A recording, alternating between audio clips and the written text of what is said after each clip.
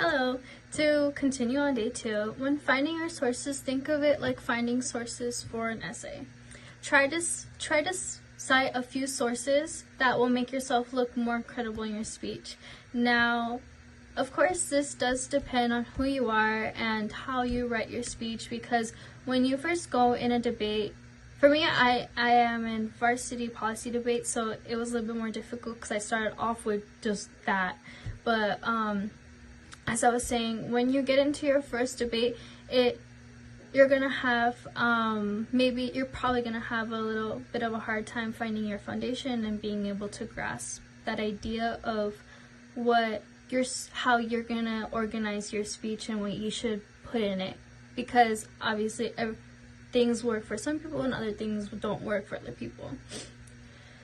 Now, I suggest trying to not overdo citations, but do a good amount, like maybe dedicate a whole paragraph to one source or few sources, a few ideas from a few sources, or maybe dedicate a whole paragraph to just your own words. Maybe ask yourself these questions: are the sources too old, and who are the sources from? Are these sources opinion based? Not to mention, in policy debate, there is something called cards, just to let you know.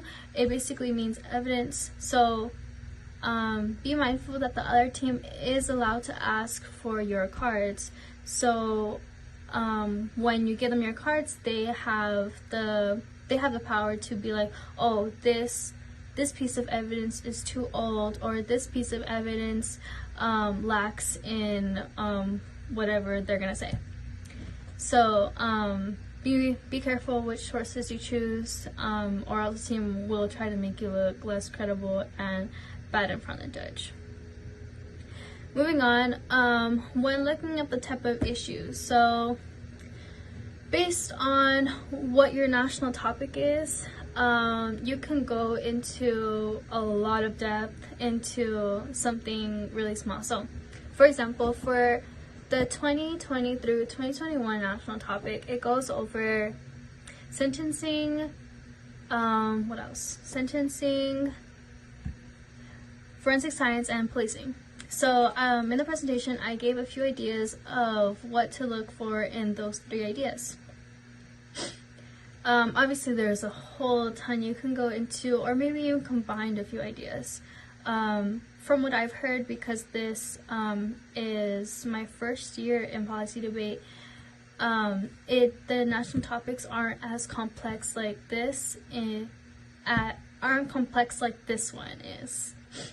So next year may be even different, or maybe a lot easier to research for. But like I said, try to go into more depth for your issues, because when you do, it's easier to do something that not a lot of people would think of, because obviously when you're affirmative, you already know the topic. The negative will have no clue of what it is. So I suggest you use that to your advantage when if you do become assigned as affirmative. So yeah. Also, try to do something that actually interests you and your partner, because it really does help with your passion or confidence, or maybe how your tone is when you deliver your speech.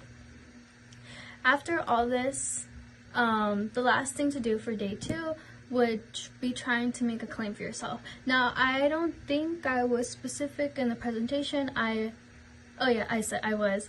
And as the resolution, I said to back up with certain food. For me, it was pineapple pizza, and claiming that it is the worst type of pizza. And then I used a source to back up 2 points, I believe. So try to do the same thing, except I was a bit more specific in the instructions, so try to follow that. After, if you can, maybe just review it a little bit more. I understand this is like kind of spilling into day 3, but try to see if you can better word it before moving on to day 3. Thank you.